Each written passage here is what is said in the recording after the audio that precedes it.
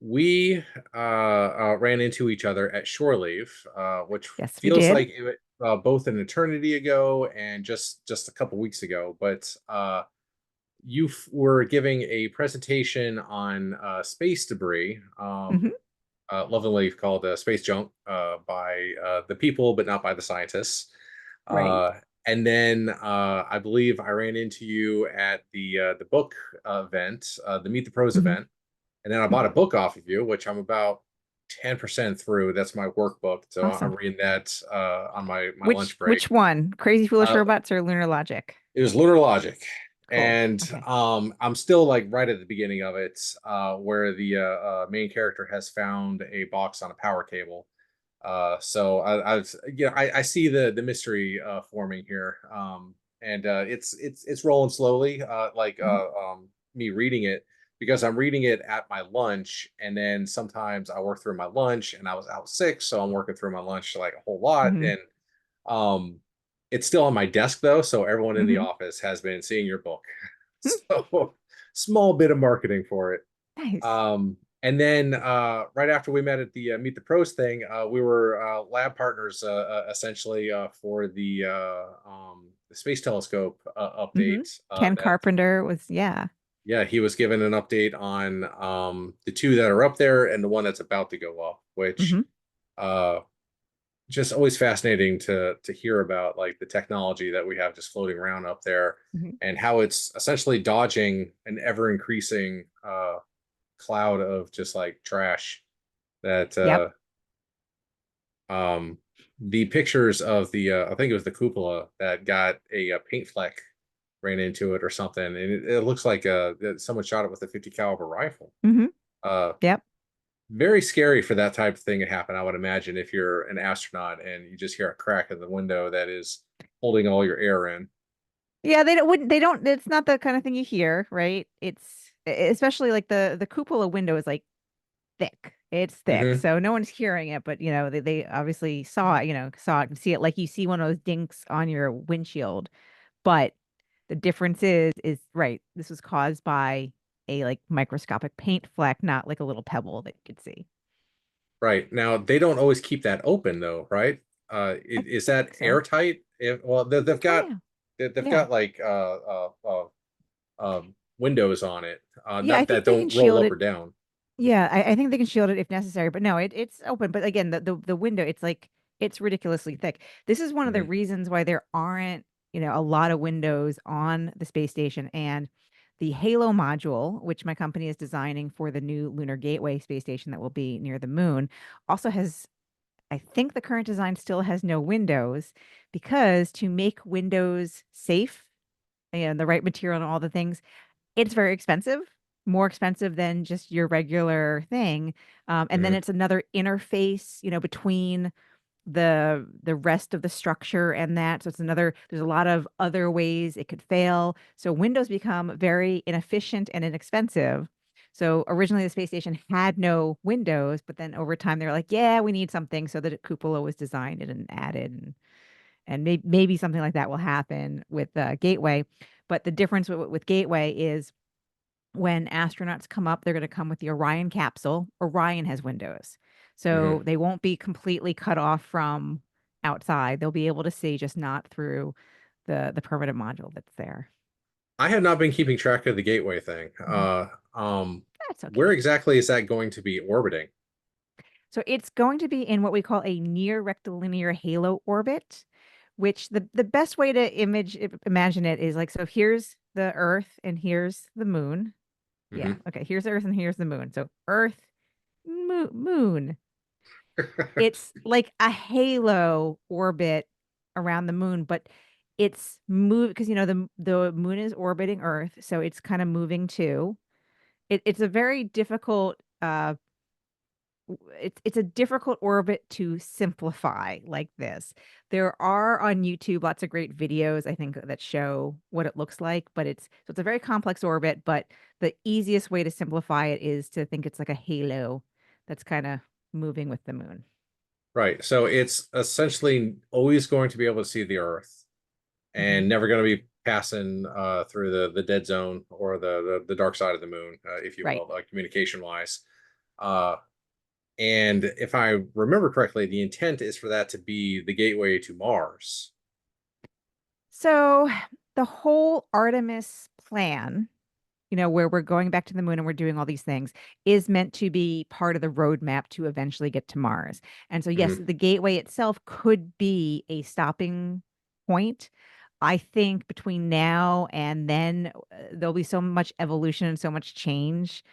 Who knows? But the whole Artemis mission is it's let's learn a lot about living away from Earth Hmm. at the moon where we're kind of close, and then we go on to Mars. And there are a lot of NASA has a lot of great diagrams that show kind of the analogies of all, like there's this really one beautiful one that it's like you see on half of it, it's the moon and all the different things that we're planning, and kind of, and like it maps to Mars and like swipes it, like fades into Mars and shows the analogous pieces.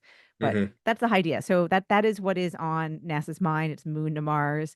And they talk about the moon to Mars architecture, a lot of language like that. But so much will change. We haven't even stepped foot back on the moon yet, and so much is going to Hmm. change in the next few years and in the next decade or two. And we're going The to whole get thing. there and we're going to find autonomous robots that have already been there for a while. And it's going to be a mystery as to where they Mhm. came from.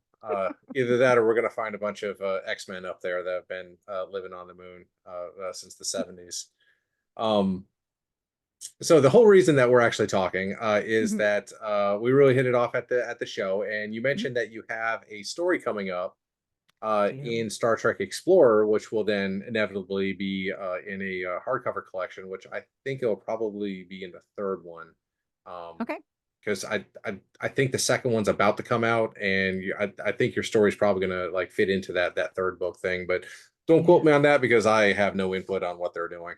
Yep. Um, I have no, and I don't, it's not like, I'm just like a lowly writer. I don't get told anything. I know, so I have a story coming out in issue number 12 and issue number 14. And oh I yeah, think right. issue number 12 is supposed to be out like any day, like literally any day now. So I'm Hmm. I'm I'm really excited because this particular story I'm very, very, very proud of. And I can't wait for people to I can't wait for So, people to read it. what's the elevator pitch for the story?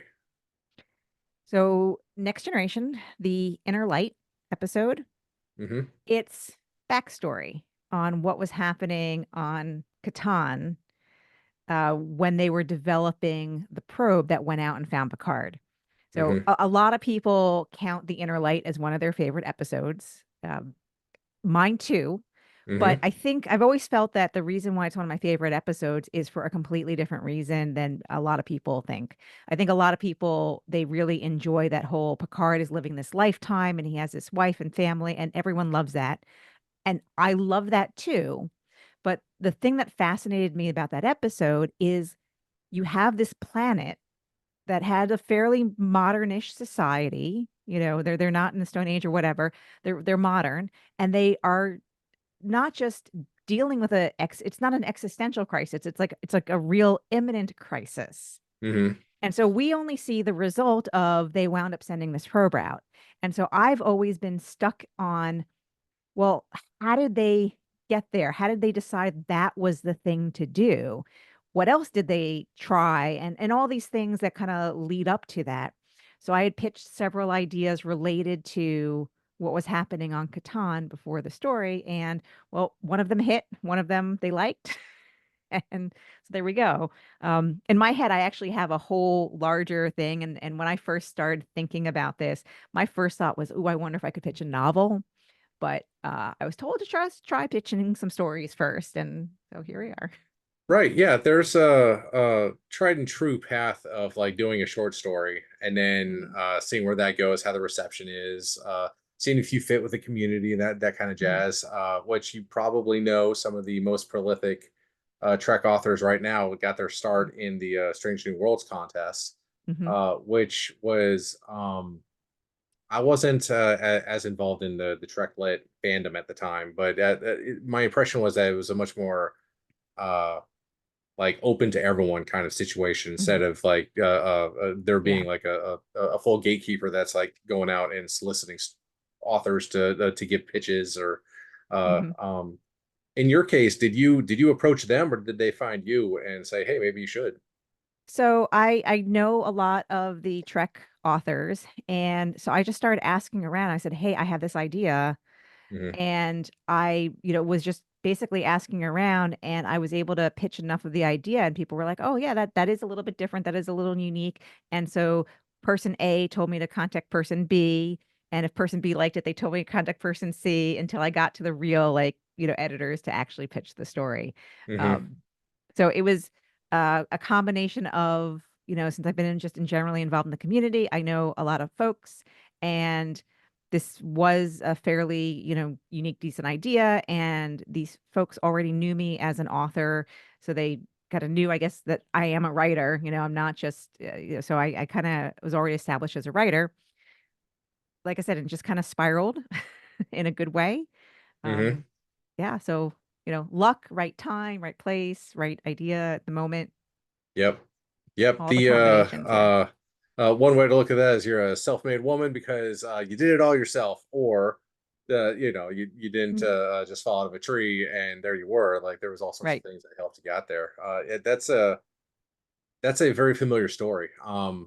I've at this point I think I've spoken to about 10 or 12 different authors, Hmm. and a lot of them, like their entry into Star Trek was, well, someone took a chance, and they thought that I could do what I eventually ended up doing. Um, the biggest one is Derek Tyler Attico, who was at Hmm. Shore Leave with us, the author of Yep. the autobiography of Benjamin Sisko. Um, and man, everyone is just so grateful for just like the opportunity to be part of it, right? Mhm. Yeah.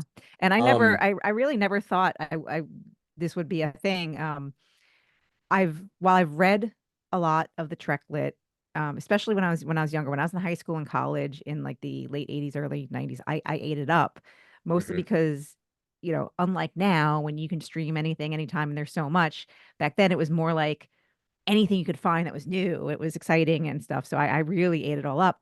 And I never, even though I for a longest time wanted to write science fiction, I really didn't think of writing in the Trek universe because I was always very nervous. Like, you know, can I write in someone else's universe? Can I write with the voice of these characters and make it sound like these characters?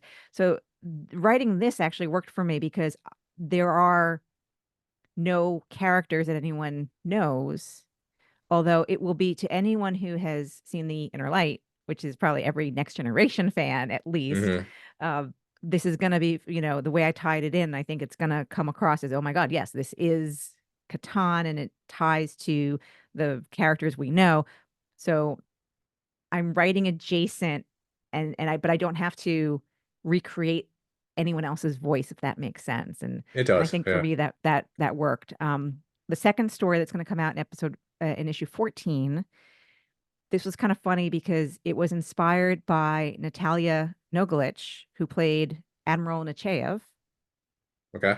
We interviewed her on my podcast, and that just sparked something in that, I wonder what Admiral Nechayev's backstory is. So I Hmm. wound up writing a story related to her as a freshly minted lieutenant commander and her first encounter with Cardassians. So that one was, I want to say, a little harder because I'm getting closer to, again, writing other, like the voice of other established things. Although, again, it's not like I'm writing Kirk or Picard. It's still a minor character, but that's was still getting a little harder for me because that's what I'm nervous about. Like, are people going to read it and be like, "Oh yeah, I believe that is how she would be," versus creating completely new characters where I can do whatever I want. Right. So, would you consider that a shade of imposter syndrome? Like you feel like you're not quite going to get there yet, or do you think that's just something that like is this it's a skill that you're just confident you'll get there eventually? It's yeah, I would say it's probably more along the lines of a skill. Now, whether it is something that I am capable of truly achieving, and I'll be honest, while I'm enjoying writing in the Trek universe and I have a lot of ideas, I really like, to me, my favorite ideas for me writing are actually the ones that don't deal with the main characters, but deal with Hmm. side characters and backstory, like the fringe stuff. That's just Yeah, what the appeals universe to me building as a writer. stuff.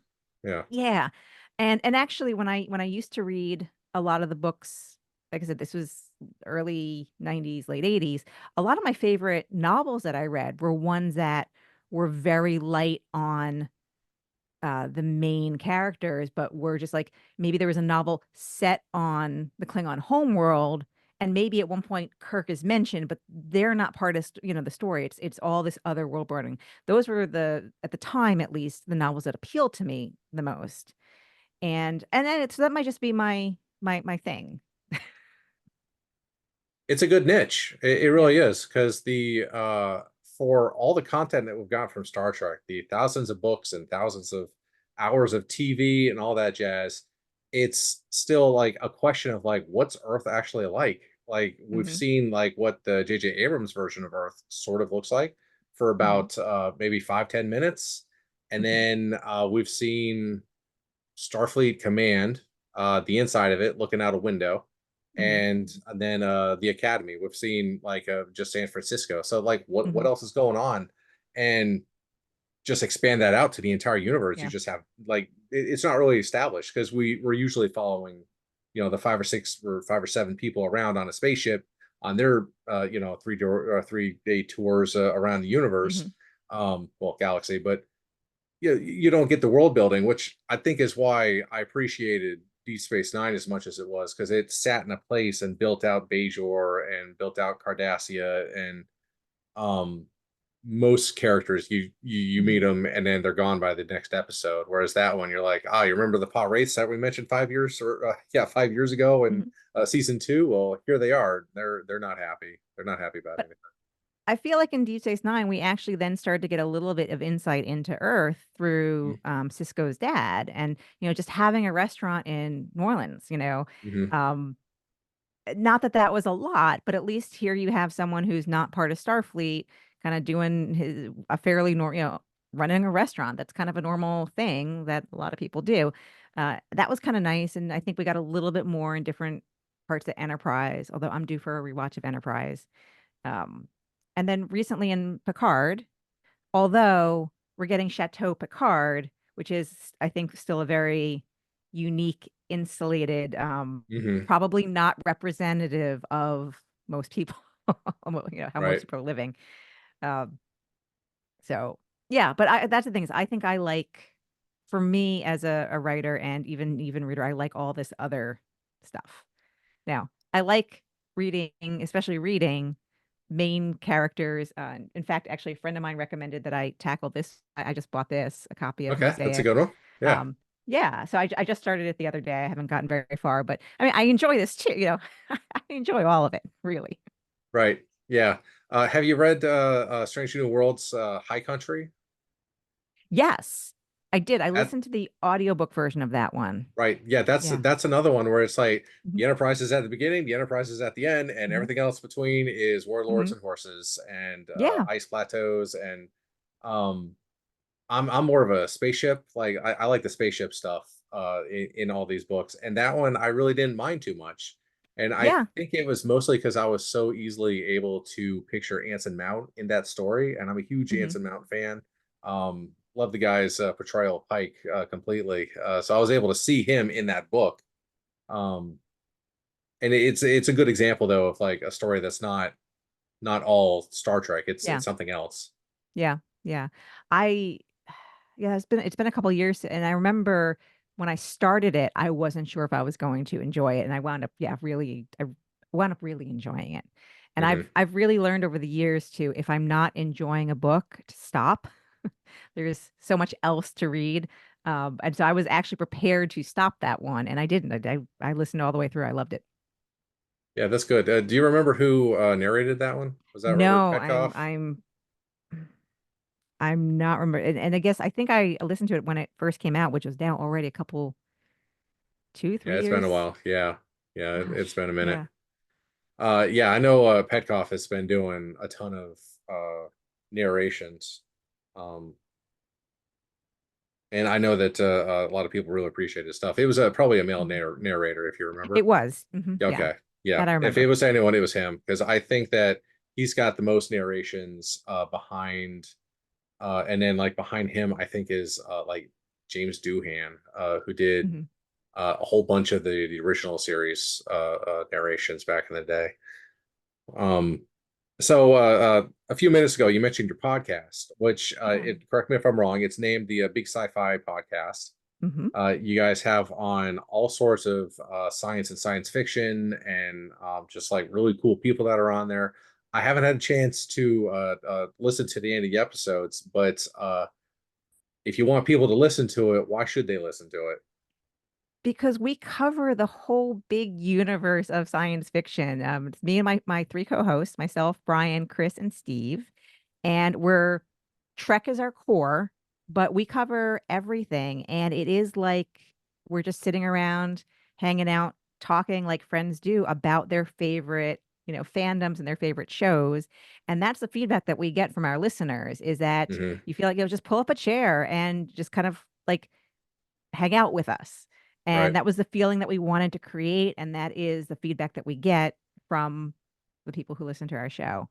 We do some interviews with some guests, both on screen, off screen, but then we also just have episodes where we just pick apart a movie or a show that we watched and we kind of mix it up. It's fun. It's been a lot of fun. How frequently does it come out? So weekly, we do like 20, 22 episode seasons, and then we take a little in break for 2 or 3 weeks. And during that break, though, we have some what we call in between season content where we just do something a little bit different and a little bit shorter. And Hmm. we're coming up on season 7. So we've Wow. been doing this for almost 3 years now. Yeah, this is about Um, where Paramount would cut you off and say seven's too much. Like that's where we have to end it. yep. How long is Nope. each episode? About we try to keep it to about an hour. Hmm. If you go back and listen to our first season, there's a little bit more variability as we were finding kind of our, stride. We these days try to keep it to around an hour. Right. Yeah, that's also my goal for like the Mhm. conversations that I have with authors, but it's difficult, man, because it's no knock against authors, but they like Mhm. talking about the stuff that they enjoy talking about. Yeah. And I enjoy talking to them about it. So like I've had a couple that have gone to like, an hour and a half, hour 45, and I'm like, it's just you and me left here, buddy. We should probably call it a night because no Yeah. one's going to sit through 2 hours of us talking about stuff. But it turns out a lot of people do actually stick around for that whole time because as much as you think that like that esoteric thing that you don't, that you're super enjoyed or you super enjoy, uh, there's 100 other people out there that are in the same boat, Yeah. no matter Yeah. what Well, combination is. I would encourage people to listen to our recent episode with Tim Russ, which was fun. So we really were going to keep it to an hour, and Mhm. he had to go. But somewhere in the middle, we started talking about astronomy, which is one of his major hobbies. And you can hear him like just all of a sudden, like all that excitement and passion just comes out. And so we went a little long because he was so excited about talking about that. So we keep it flexible, and it was Right. fun. So, do you have any direct experience with astronomy? Yeah, one of my degrees is in astronomy. So a little bit of experience then. Yes. I So took a my course in mm, college for astronomy, and it had a lab, mhm. and that was the best lab in the entire time I was at Florida State University. So yeah, tell me So about your our experience. Yeah. yeah, well, my undergraduate degrees were in physics and in astronomy from the University of Maryland. The one astronomy lab class, so it was required class as part of the major, was optical astronomy. And in some ways it was fun, but it was also one of the most frustrating classes because we had to spend a lot of nights out at the observatory getting certain data. It was the cold time of year. Oh, And unfortunately, when we were taking this data lined up with near the full moon, and the moon gives off a lot, reflects a lot of light. So if you're trying to take images of a globular cluster, which is what we were trying to take, we couldn't get our data. Luckily, the professor understood, how this goes. And so we weren't graded on the quality of data, but just the act of doing it and how we wrote our reports and kind of did the analysis with bad data. Right, and I think that's the earmark of a scientist teacher too, is someone that Mhm, says, "Look, I understand how your data got this way, mhm. and it's not your fault that like you Yeah. got garbage data because like that moon is surprisingly bright. It's not Mhm, something that you notice like in a city like where I live here in Tallahassee because there's a lot of street lights and there's a lot of like just building lights. But you drive 45 minutes out of town without a street light within 20 miles of you, mhm. and suddenly like it's a like almost daylight on a full moon. Um, Yep. and I can't imagine trying to do like full on astronomy while that's happening within your field of view. But I remember my lab was in a courtyard in the middle of FSU campus, so Mhm. we were able to see like some of the mainstays of college astronomy, but we weren't able to Mhm. see like any of the cool like fuzzy stuff that's out there. Right, right. Maybe some of the planets. Yeah, so recently, earlier in August was the Perseid meteor shower, which happens every August, and one of the things unique about this year was, we were near a full moon, but it was setting early enough that you could probably well, unless you are not a night person, and actually, I'm not a night person, I'm an early morning person, so Mm. staying up late for me is really a challenge, and so I was debating, should I set my alarm to wake myself up after midnight when the moon set? Um, Turns out I didn't set my alarm. My child woke me up anyway. Ah, So I did go outside and I caught a few meteors, but that's which is difficult to do. I'm in Maryland, based in Maryland, and this time of year, summer is usually so hazy that I usually don't even bother with the Perseids, but it was supposed to be a really good shower and with the moon down and everything. So I saw a few.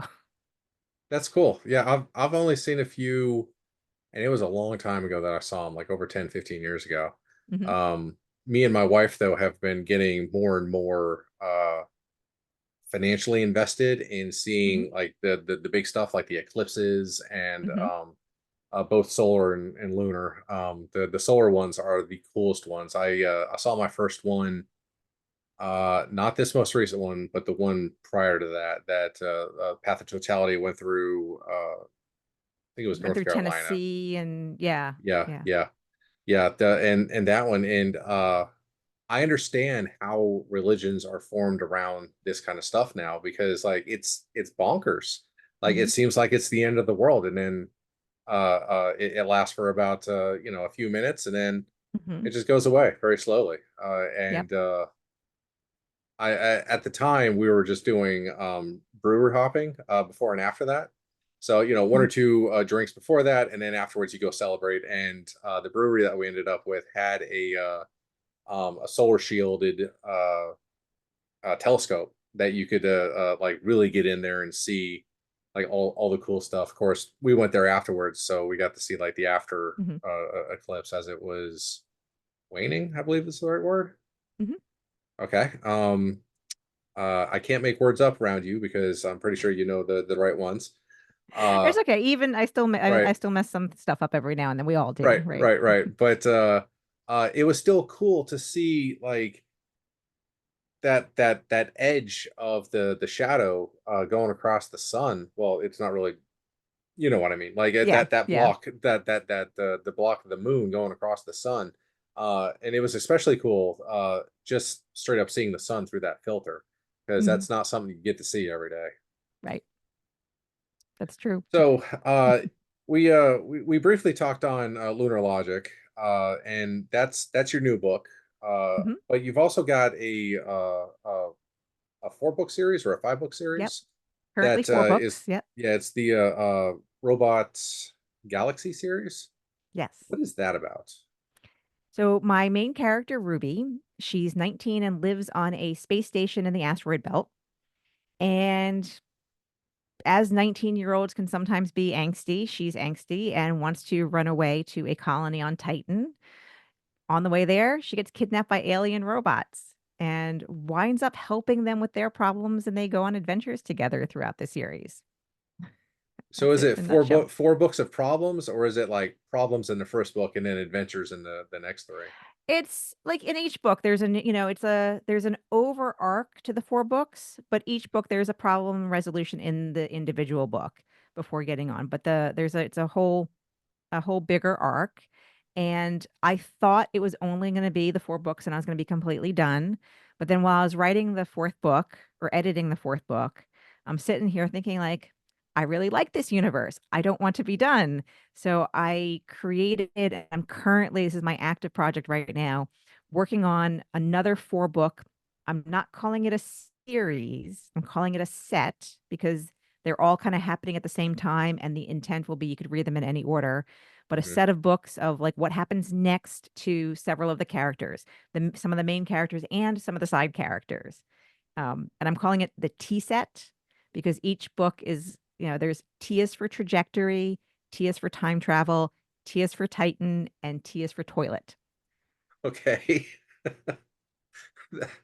I get the first three. The third one, how do you fit science fiction into that? Well, that I guess we could. Well, we'll find out, You'll right? you'll find out. Yep.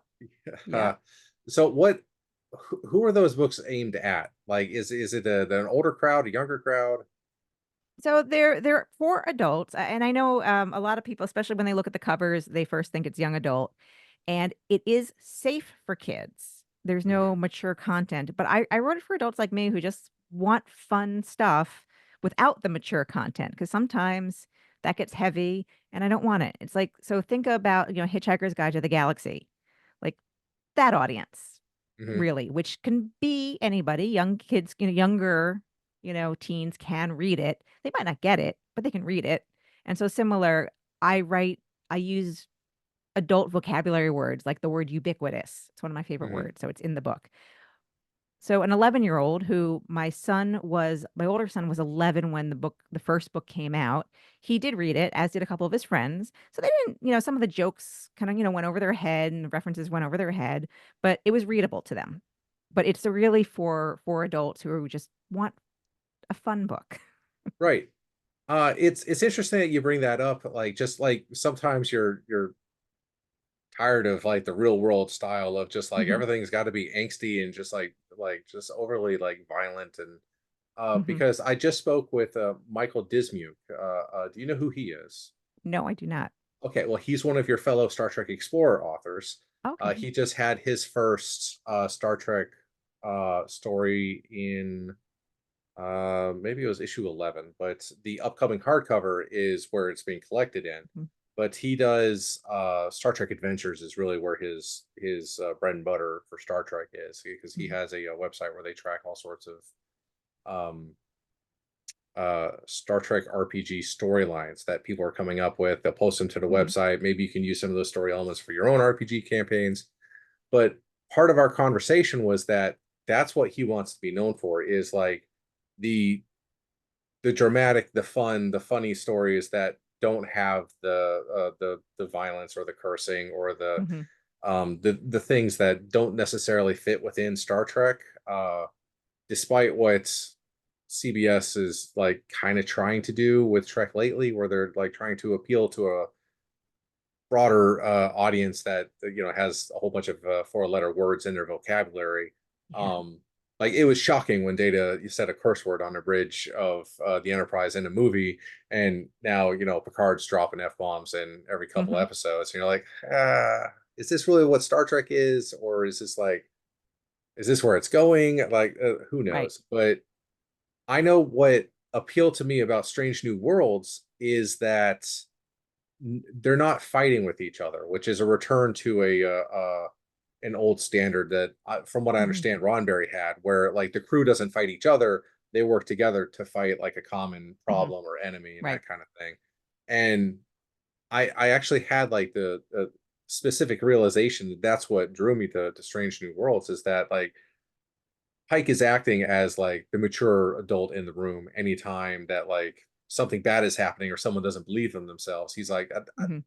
I believe in you, and gosh darn it, you can get it done, and give him a pat on the back.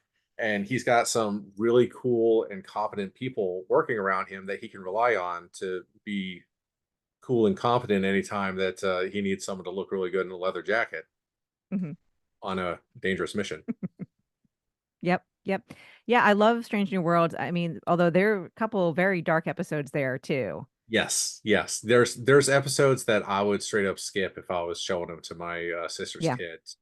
Yeah. But there's other ones about like losing your memory. Like Mhm. Are your memories make who you are? Like that one would be good for Yep. him, but like anything Yep. with the Gorn in it is straight out.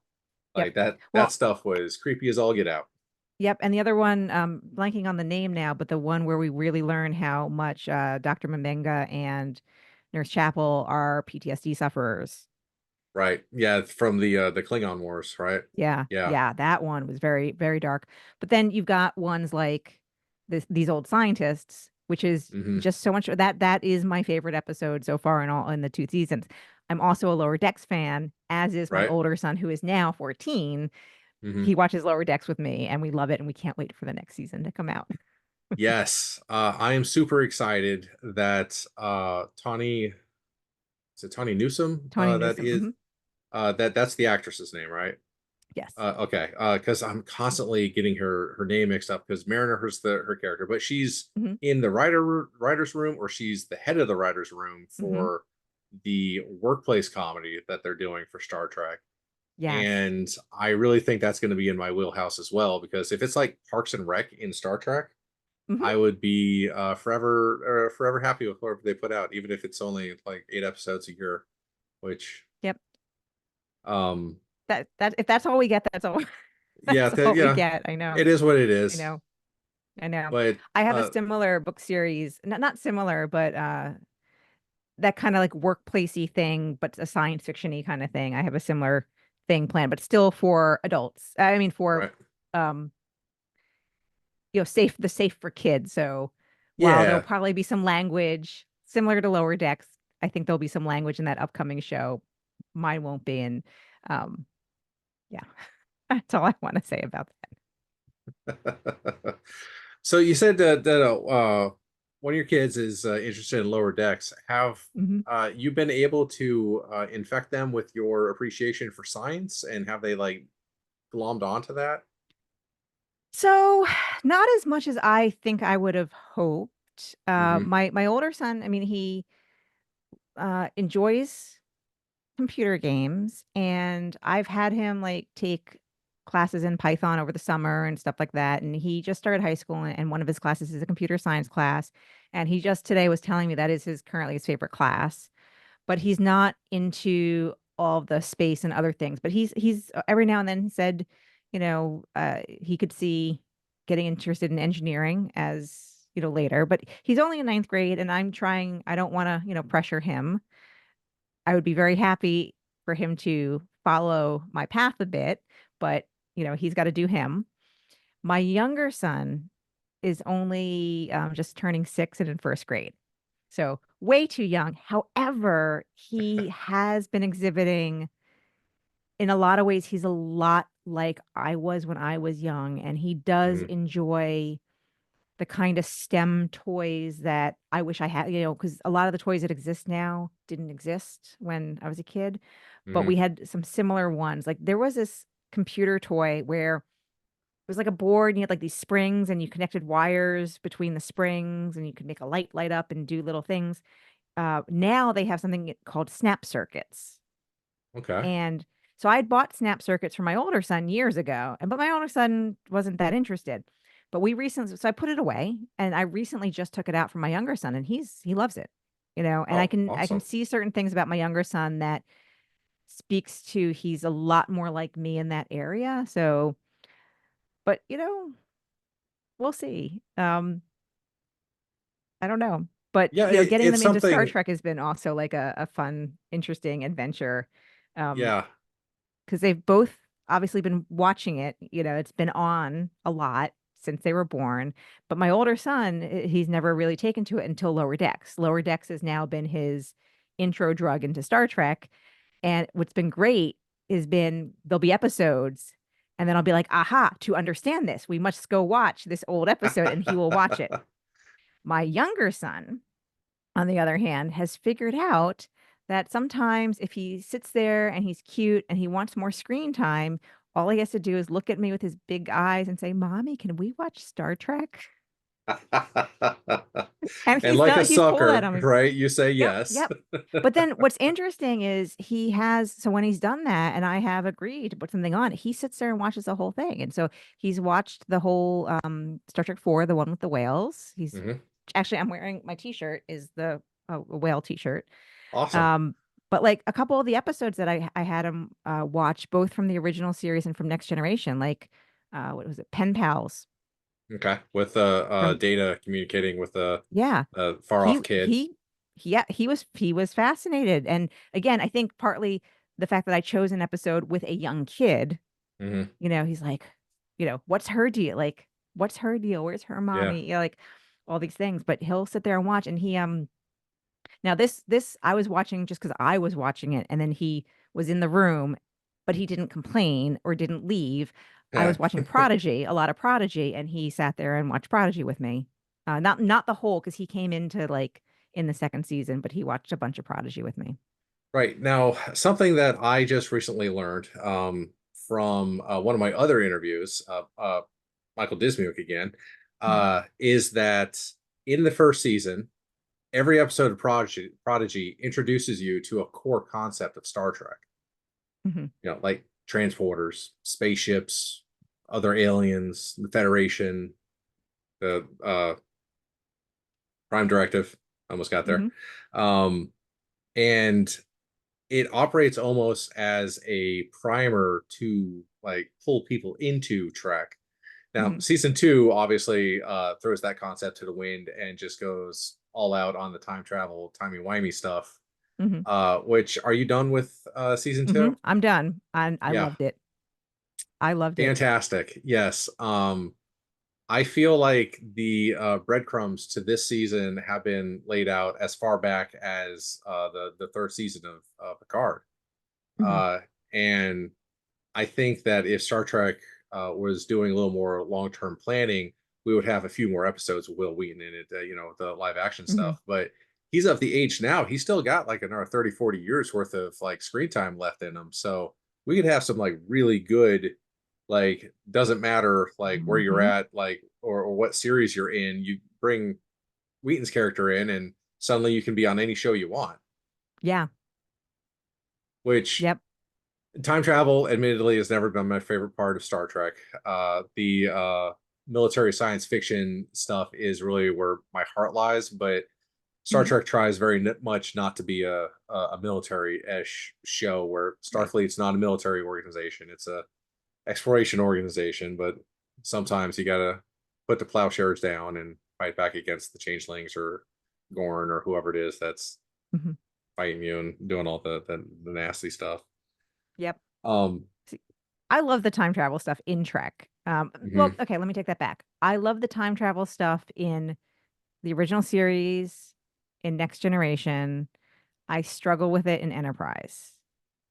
Um, but in original series and Next Generation, I loved it, especially the episodes. And Star Trek 4 is my favorite of all Trek movies. I just love it so much. It might be because when it came out, and it was the first one I saw in the theater. It was the first Trek movie I saw in the theater, so there's probably some nostalgia to it too. Mhm. But that was definitely my favorite of all the things. But I think because of the episodic nature of the time travel, it's just kind of like a little, what if this happened time travel so it kind of, to me, it's very classic science fiction, without the bigger arc. Let's just, do a little twist. So I mean, I loved episodes like Cause and Effect, where you just had the little time loop, Mhm. things like that. I really I enjoy those kinds of episodes. City on the Edge of Forever. Hmm. The I'm blanking on the name of the original series episode, but the one where like Enterprise is just like flying around New York, and Yeah. like they have Yeah, well, there is a where they fighter. come back, and right, they kind of get that fighter pilot and they meet Gary Right. Seven. Yeah. Yeah. Yeah. I really enjoy those episodes. Yeah. Which have you delved into Trek comics at all? So a little when I was younger, not recently, not yet. So, right. So IDW has been doing some fantastic work.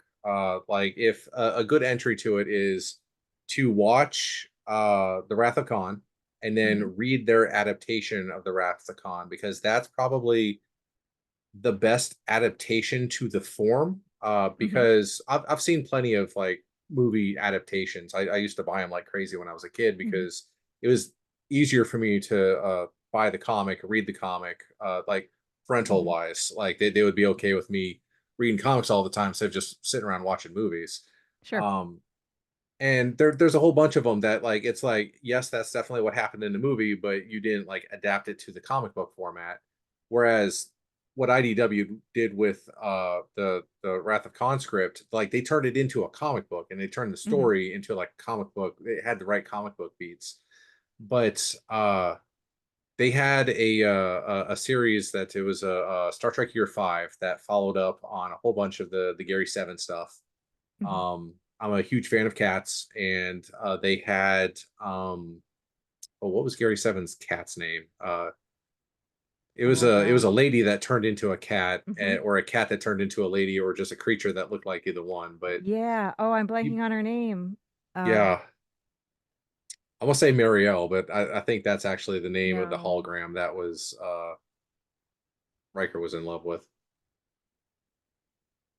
No, that was Anyways, Minuet. That was Minuet. yes. Yeah. Min, Yeah. right? Yeah. Yeah. Very good. Very good. But yeah, she played a part in it, and it was just a great series. Mm, And okay. they've been doing a lot of time travel stuff in the comic books because it's easy to like all these crazy special effects stuff Mhm. in comic book form because it's the same exact budget as it would be if you're just talking about people walking through a forest. Right. Um, and they've done a lot of really fun follow-up stuff with like Cisco coming back with Okay. like what his task was because he comes back like there's two different like official versions of it. There's the Treklet version where he comes back and the prophets just like we're not going to talk you to anymore. Like just go live your life, and the Federation gives him a Galaxy class spaceship to be a captain of because that's what you Mhm. do with people that have been missing in a timeless void for the last like 20 years. Mhm. But and he played a big part in like the relaunch that they did that got capped with the Coda stories. Okay. So they're no longer official Star Trek stories, but they're part of like an alternate universe that has a definitive beginning and an end. And then in IDW, he comes back with an actual sanctioned mission from the prophets of like you need to be at this place to do this thing as soon as possible because if you don't the universe will end, not just the Right. galaxy but literally everything you know about the universe is just going to be all gone Right. because all the super powerful beings in the universe are conspiring to do something because the Klingons are up to something because Mhm. in Next Generation Worf says to someone who asks about their religion, well, he says, "Well, we killed all of our gods because we're Klingons, and that's what we do, Mhm. right? That's our mythos." Um, so there, I would highly suggest Okay. IDW's content. And if either of your kids like Lower Decks, they've got one mini series that's out right now that had a holodeck going crazy with a bunch of classic uh, horror um, characters that were. Hold on, I'm conflating two different books. Uh, Okay. that's actually the Halloween series that just came out by Christopher Sequela that had a bunch of classic horror monsters. The Lower Decks one just had they call it a Dracula. He's not the Dracula. He's a holodeck, self-aware holodeck Dracula that knows he's a hologram, but he's taking over anyways. And it's got all the Lower Decks humor. See, It I would looks find that just fun like because the I love, yes, yeah, I love that. yeah, Yeah. it's fantastic. And then they've got an ongoing series that's about to start in quarter 4 of this year. And then they've got a Which Way book, which, from what I understand, is kind of like an illustrated who's choose your own adventure kind of story. I used to love those when I was a kid. Me too. Yeah. Did you do the thing where like you're like turn to page 7 and then like you keep your hand there and then you read that and you're like, no, I didn't like that one. Did you do that too? Yep. Yep. Yep. I remember running down that option tree and running out of fingers to like keep my place. I'm like, all right, I guess I'm stuck with this particular choice that I made like 5 decisions ago. Yep. I've thought about whether or not I could actually write like a choose your own adventure book. Not necessarily Trek, but maybe like in my universe, like could I do that? I don't know. I haven't really tried. I've just had the thought. Right. Conceptually, it's difficult for me. Mhm. But my day job, I'm a project manager. Mhm. So if you put it up as a graph, with like Mhm. all the dependencies and the like what goes before, what goes after, where you can end up, like what's a fail state, what's a safe state. Mhm. uh there are some really cool bits of software out there that will help you write those kind of stories. Hmm. um and it'll give it to you like visually too, to be like, what's Yeah. your max story length, or what's your shortest story length, which usually in those books it's pretty quick, right? Like, Right. uh I remember like ending the story after like two or three like choices. I mean, like, that was a rip off, I'm gonna start this one again, which of course that's how they get you, because then you're Right. you're like, well, I didn't like that ending too, like how many endings can I get from this?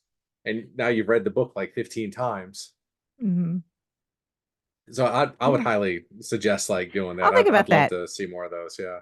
I have no shortage of writing projects in the queue. Right. Yeah. The ideas are easy and free, and they Mhm. come like fast and furious. Getting the Yep. projects done though, that's where the money's at. That's the trick. That's the trick. And having a day job, having kids, you know, it's amazing I get anything done. Right. Yeah. So what is your writing process like then? So I get up at 5 in the morning, 5 to 6 That's early. in the morning, or 5 to 6, 6:30. That is mommy's writing time. That is Hmm. nobody bother me. And that is really it, is the fact that that's a habit. And then several years ago, I learned how to actually finish my novels and Hmm. finish the story, because that for the longest time was the hardest part, is like, how do I get to done? Once I figured that out and married that up with the habit, that was when the magic happened. And Hmm. then I use any other bits of time on the weekends or evenings to do all the other things that you need to do to make a book happen, but Hmm. I protect the writing time. That's and I'm giving a talk at a local book festival in like 2 weekends about, like, yes, you can write too, and it's really going to be about like establishing that habit.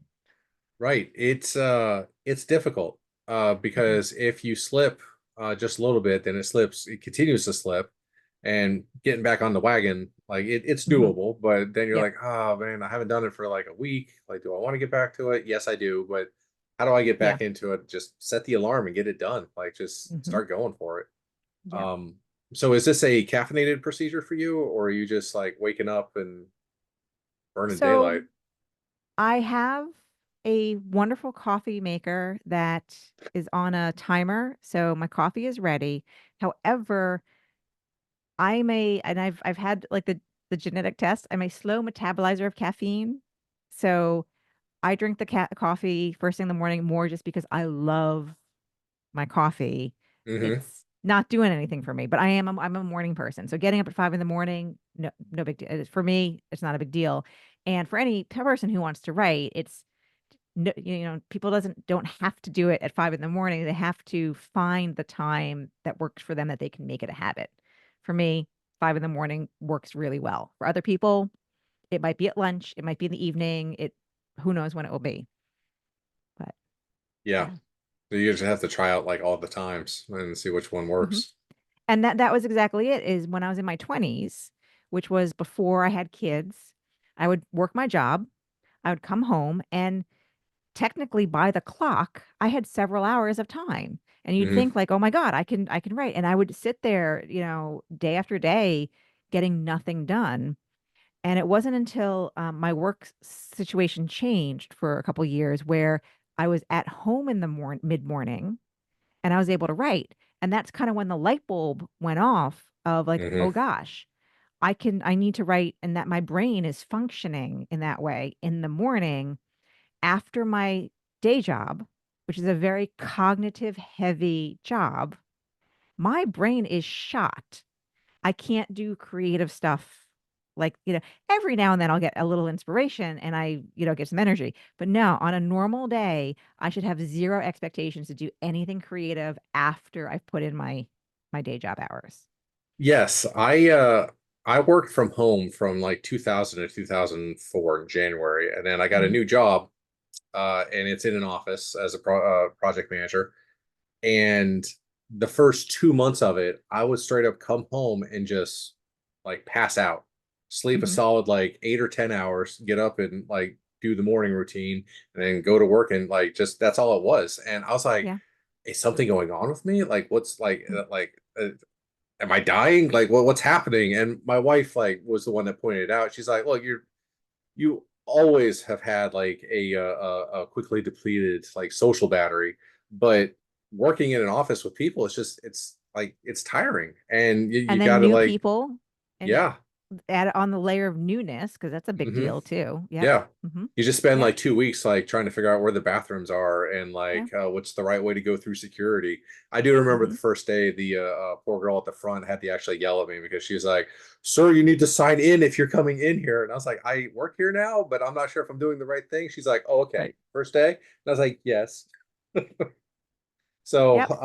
we're Yep. good friends now. I talk to her every time I go in and out of the building, but just the same, it's like it's you're absolutely right that like after 8 hours of just being on and doing the work that needs to be done for Hmm. that part of your life, like you go home and I'm happy if I'm able to cook a dinner instead of Yeah. just like putting like noodles in a pot, for the 100th time.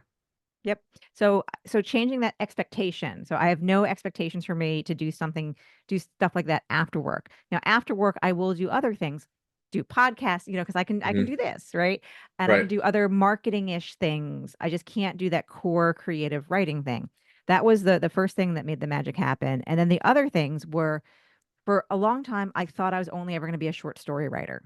I Hmm. didn't think I could write a novel. NaNoWriMo, the National Novel Writing Month in November, that's really what did teach me that, oh, I can sustain a story for 50,000 or more words. But then marry that with I started out as a pantser. There's the plotter and there's a pantser. The plotter is someone who outlines detailed. Oh, you haven't heard this before? I haven't. I'm not familiar with those terms. So, plotter is someone who outlines to some level, usually is thought of as outlining pretty meticulously, Hmm. whereas a pantser writes by the seat of their pants. Okay. Okay. Okay. I get So it. I started out as a pantser, but then after my first NaNoWriMo, I wrote 50,000 words. They were absolute garbage.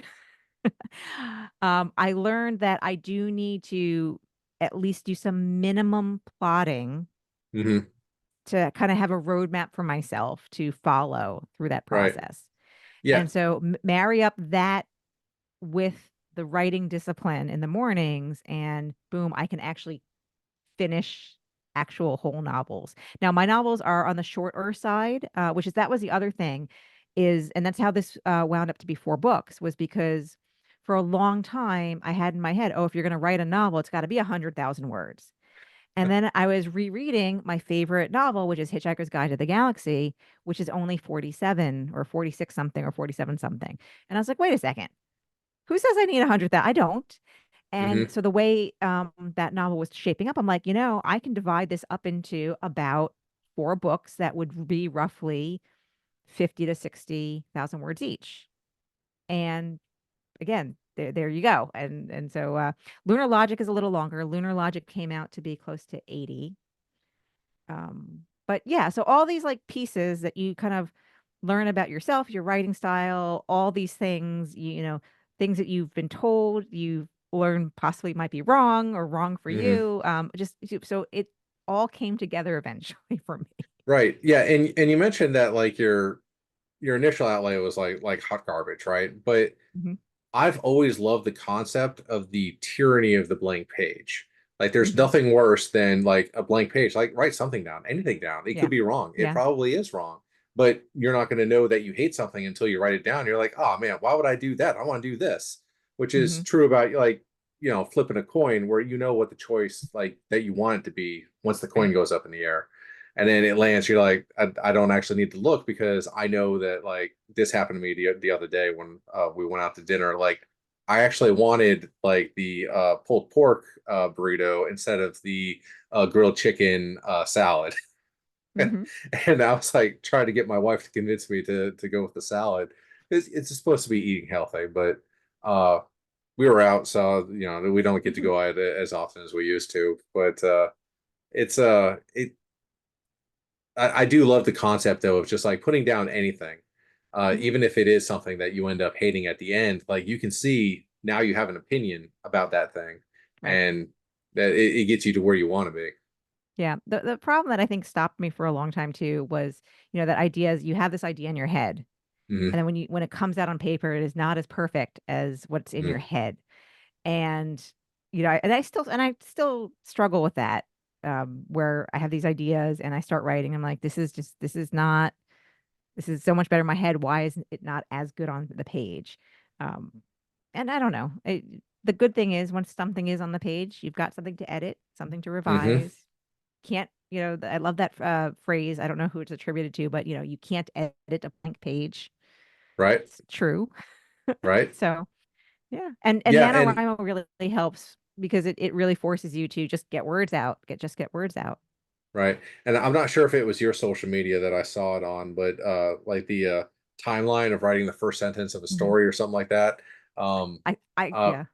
yeah, where essentially it's about 2 hours, because you write it, you realize that something's wrong, you go Mhm. research it for for a little while, you come back, rewrite Mhm. it, hate that too, do something else. Yep. But one of the things that I've really learned to do, especially because I only really get an hour a morning to write, is to try to stop myself from doing anything but writing. Hmm. So through my like initial drafts, I'll have a lot of like notes, like insert something here, come back later.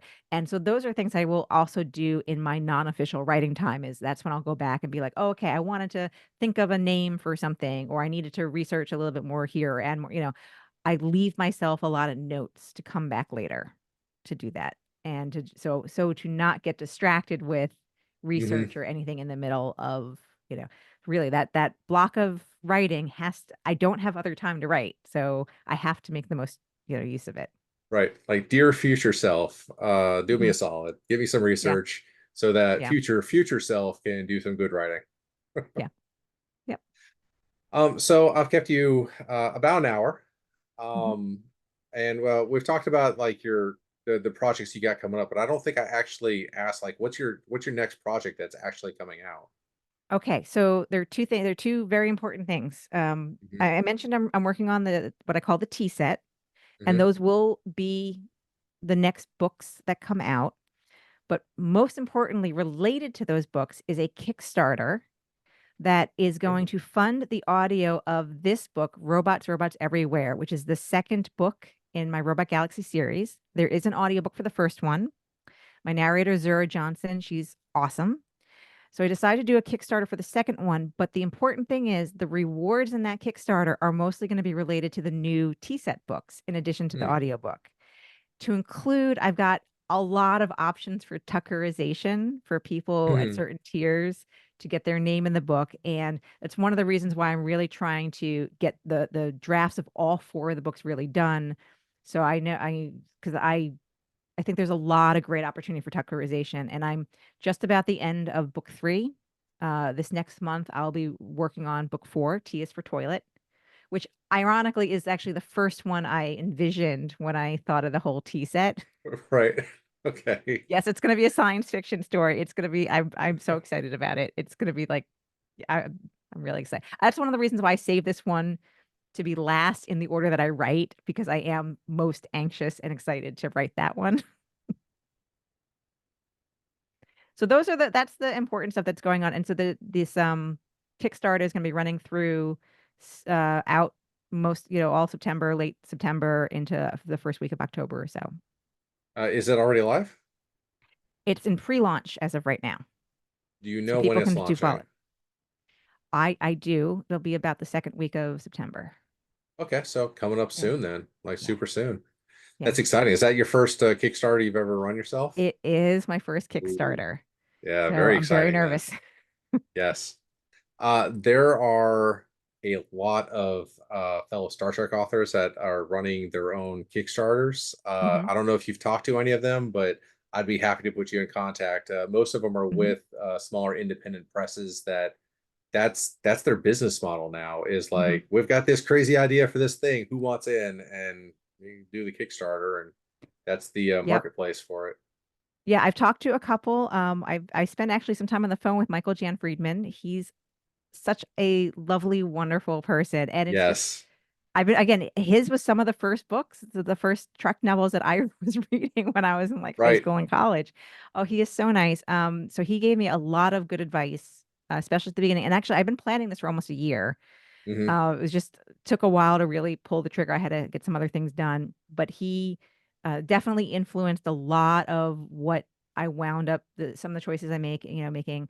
I know the folks with Crazy Eight Press, and I see, I've talked to them too. Hmm. And then there's a great group on Facebook, Kickstarter for authors, and that's an amazing resource. It's been an amazing resource as well. So we'll see. Audiobooks on Kickstarter is that's one of the harder things to do. And that's one of the reasons why I'm focusing on the rewards being actual new books.